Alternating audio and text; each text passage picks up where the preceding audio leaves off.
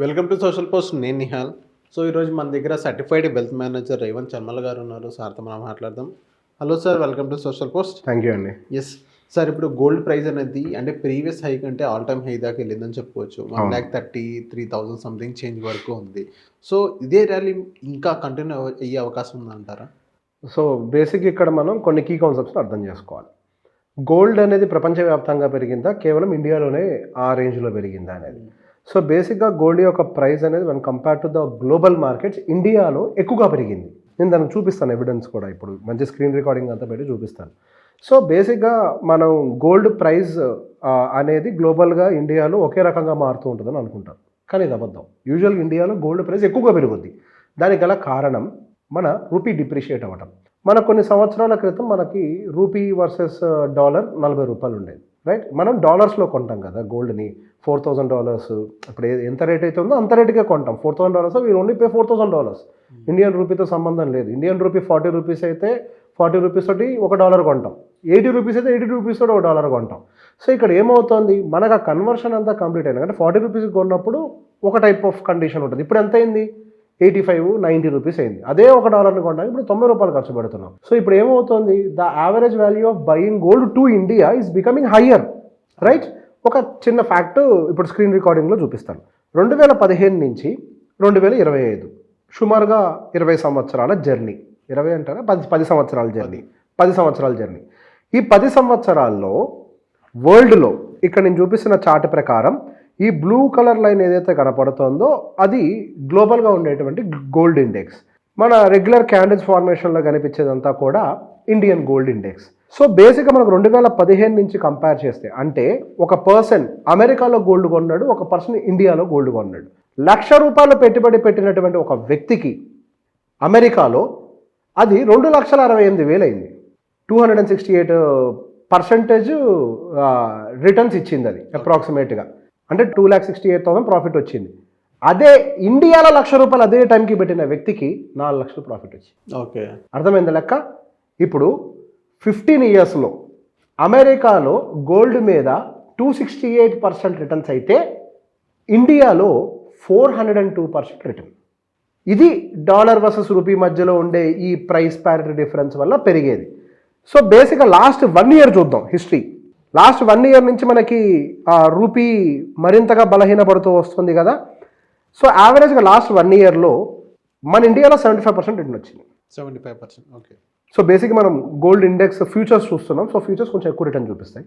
మనకి అదే global ఇండెక్స్లో 63% return వచ్చింది. సో ఇక్కడ కూడా తక్కువ కనిపించింది. ఇప్పుడు ఇంకొద్దిగా షార్ట్ చేసి చూద్దాం. మనకి రీసెంట్గా ఏదైతే పీక్ ఫార్మ్ అయిందో ఆ పీక్ క్యాండిల్ని చూస్తే ప్రీవియస్గా 1,30,000 టచ్ అయింది కదా. ఆ 1,30,000 టచ్ అయిన దగ్గర నుంచి ఆ క్యాండిల్ దగ్గర నుంచి చూస్తే ఇప్పటికీ మనం 4.5% ప్రాఫిట్లో ఉంటే స్టిల్ పెరిగింది కాబట్టి గ్లోబల్ మార్కెట్స్ ఇంకా -1.2%లో ఉన్నాయి. ఓకే, అవి ఇంకా పాజిటివ్లోకి రాలేదు. సరే, రీసెంట్గా ఫాల్ అనేది పీక్ అయింది కదా. ఆ ఫాల్ అయిన దగ్గర నుంచి మనం చెక్ చేసినట్లయితే మన మార్కెట్స్లో 11.25% రిటర్న్ ఉంటే గోల్డ్కి, గ్లోబల్గా 8.78% మాత్రమే రిటర్న్ ఉంది. ఓకే. ఇప్పుడు సింక్ అయింది కదా రూపీ డిప్రిషియేషన్. రీసెంట్గానే 2-3% బాగా డిప్రిషియేట్ అయింది కదా. ఇప్పుడు టాలీ అయిందా? సో బేసిక్గా గోల్డ్ పెరగడానికి కారణం గోల్డ్ డిమాండే అవనవసరం లే. డాలర్ బలపడ్డా రూపీ డిప్రిషియేట్ అయినా గోల్డ్ పెరుగుద్ది. రూపీ వర్సెస్ డాలర్ మధ్యలో ఉండే రిలేషన్ బలహీన పడుతున్నప్పుడు మన సైడ్ నుంచి గోల్డ్ యొక్క ధరలన్నీ విపరీతంగా పెరుగుతాయి. సో గోల్డ్ అనేది బ్యాడ్ ఇన్వెస్ట్మెంట్ అంటే డెఫినెట్లీ నాట్, నేనేమీ అనట్లేదు. కాకపోతే అగైన్ పొరపాటున రూపీ బలపడదు అని అనొద్దు. పడితే రూపీ బలపడితే అప్పుడు గోల్డ్ ప్రైస్ తగ్గాలి కదా.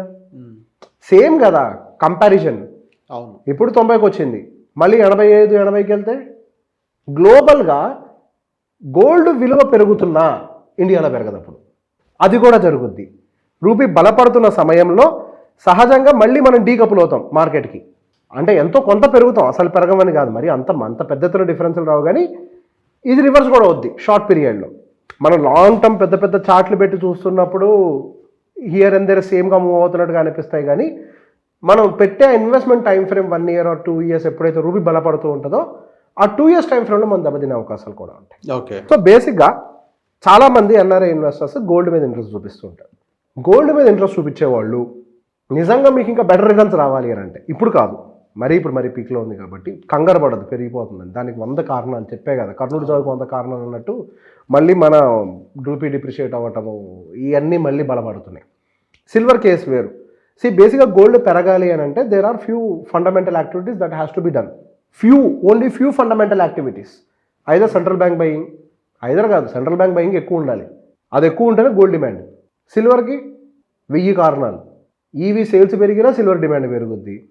ఏది పెరిగినా ఎలక్ట్రానిక్ గ్యాడ్జెట్ రిలేటెడ్ ఏది పెరుగుతూ ఉన్నా ఎక్కడెక్కడైతే సిల్వర్ కాంపోనెంట్ అనేది మెటీరియల్గా యూజ్ చేస్తూ ఉంటారో అది పెరిగే అవకాశాలు ఉంటాయి. సో బేసిక్గా ఇట్ ఈస్ డిమాండ్.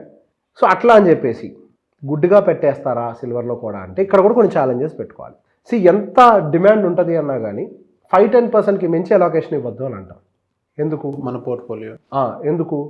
ఇప్పుడు సిల్వర్ ఎక్స్పెన్సివ్ అవుతుంది, let's find an alternative material for this to make it cheaper అని కంపెనీలు ఆలోచిస్తే కంపెనీల పని ఏంటి?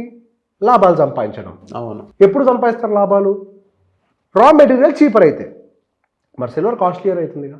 అవును. సో ఇప్పటికిప్పుడు ఎవాల్వ్ అవుతుంది సిల్వర్. అంటే సిల్వర్కి ఆల్టర్నేటివ్ ఎవాల్వ్ అవుతుందో నేను చెప్పట్లే. ఆ ఈవీ కార్స్లో వాడే మెటీరియల్ ఏదైతే సిల్వర్ ప్లేస్మెంట్ ఉందో దానికి ఆల్టర్నేటివ్ బిల్డ్ అవుతాయి, ఇది పడిపోతుంది మళ్ళీ. డిమాండ్ డ్రాస్టిక్ ఫాలా. అర్థమైందా? ప్రతి ఒక్క దానికి ఆల్టర్నేటివ్ బిల్డ్ చేయడానికి ట్రై చేస్తారు. Diamonds are very expensive. ఇప్పుడు ల్యాబ్ గ్రోన్ డైమండ్స్ వచ్చి 50% రేటుగా దొరుకుతున్నాయి. అండ్ దేర్ ఈజ్ యాక్చువల్గా నేను ఒక పేర్లు అవసరం లేదు, కొంచెం మ్యూచువల్ ఫండ్ ఇండస్ట్రీ కొంచెం పెద్దలతో కూర్చొని నార్మల్ ర్యాండమ్ ఎంఎఫ్డీస్ కొంతమంది మాట్లాడుతున్నప్పుడు, what if China bills artificial gold just like artificial diamond, lab grown gold, what is the condition?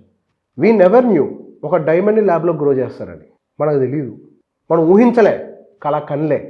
ఒకవేళ నిజంగానే ల్యాబ్ గ్రోన్ గోల్డ్ వస్తే I wish it should not happen. ఎకానమీలు collapse అవుతాయి. అవును, 100%. ఎందుకంటే ప్రపంచంలో ఉండే ప్రతి సెంట్రల్ బ్యాంకు ప్రభుత్వాలు పెట్టుబడులు పెట్టేది గోల్డ్. ఐ బిలీవ్ అది జరగనివ్వరు. అవకాశం ఉన్నా దాన్ని జరగనివ్వరు. They will not make it happen. But సిల్వర్కి అయితే పాసిబిలిటీ ఉంది కదా. సిల్వర్ని ల్యాబ్ గ్రోన్కి ఎంకరేజ్ చేయకపోయినా ఒక డేంజర్ చెప్తున్నా, వాళ్ళు ఎంకరేజ్ చేయని అవసరం లేదు ల్యాబ్ గ్రోన్కి. ఎందుకు? ఎకానమీ వాటి మీద డిపెండెంట్ ఉంటుంది సిల్వర్ అండ్ గోల్డ్ మీద. కాబట్టి alternative material for silver for EV cars and electronic gadgets అని ఫైండ్ అవుట్ చేస్తే ఇప్పుడు కూడా ప్రమాదమే కదా. అవును. సో కంగారు పడద్దు, పెట్టుకోవాలి పెట్టుబడులు 5-10% based on hour risk appetite. అంతకు మించి అతిగా పెట్టుకోవద్దు. సిల్వరు ఎన్నోసార్లు పెరిగి పడ్డ సందర్భాలు ఉన్నాయి. 1-2 సార్లు కాదు, ఎన్నోసార్లు జరిగింది అది. I just take you to the silver charts also. Silver versus gold futures కూడా చూద్దాము. Okay, so the blue line whatever we are seeing is the silver line.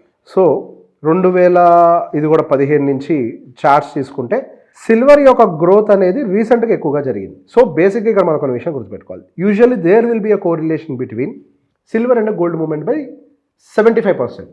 యూజువల్గా 75% కోరిలేషన్ ఉంటుంది. సో బేసిక్గా ఈ కోరిలేషన్ అనేది ప్రస్తుతానికి మెయింటైన్ అవుతుంది because of the huge demand. So silver యొక్క గ్రోత్ ర్యాపిడ్గా మనం రీసెంట్గానే చూడటం మొదలుపెట్టాం. ఓకే, సో బేసిక్గా 2016లో మనకి సిల్వర్ అనేది టాప్ చేసింది. The blue line is silver and again the bars are gold.